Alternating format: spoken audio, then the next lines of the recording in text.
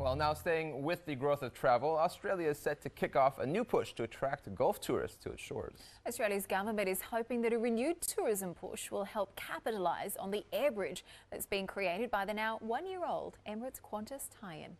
Our reporter Charlie Nera met with Australia's ambassador to the UAE, Pablo Kang, to find out more. What we'd like to see is more of a developed strategy about how we can get more people from here interested in Australia and other parts of Australia. Including the Gold Coast, but other parts of Australia. And we have the connectors to do this because now we have 126 direct flights, most of which are non-stop, between the UAE and 5 cities in Australia. Obviously population numbers compared to our traditional tourism markets of China, Japan, India are a lot smaller, but there is a certain level of stay, level of spend, which I think makes it very sensible why we should have a strategy in place to attract more tourism from the Middle East, particularly from the Gulf. We're now 1 year into the Emirates Qantas Airbridge, the partnership between the two airlines that now sees Australians travelling via Dubai onto Europe and vice versa. How successful has this partnership been, and how do you see it going forward? Yeah, look, I think it's still early days. 1 year is not a lot in terms of aviation history, but I think the anecdotal signs are pretty positive. We're seeing more Australians travelling through Dubai when they used to, for example, travel to Singapore in order to connect with Europe. It's a much more convenient route in that you don't then have to backtrack once you get to London, which you used to have to do if you're flying on Qantas.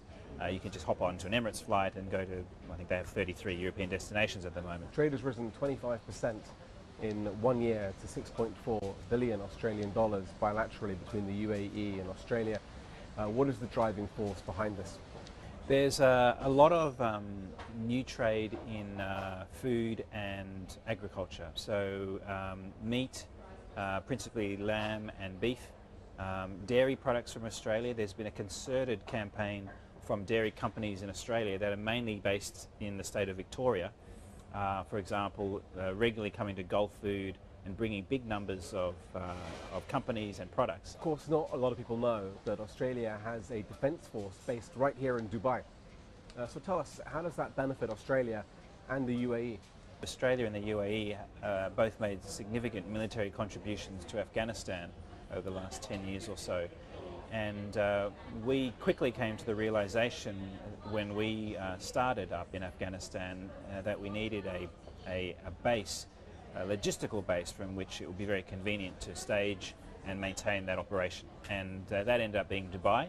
The UAE has an Air Force base on the outskirts of Dubai, and that's where we have staged our operations. And I think that's had a number of benefits. I think for us, obviously, to assist in that operation, but for the UAE also to have a number of foreign military forces present, and through them, I think, a good exchange of defence cooperation, which has resulted. Well, it certainly seems there are a lot of partnerships for Australia and the United Arab Emirates in the years ahead. Absolutely, let's hope so. It is time now for a break, but when we return, we find out which country's been ranked most desirable in the Arab world. Plus, we'll show you Dubai's entrepreneurial women who are discovering ways to marry business with motherhood. Stay with Dubai One.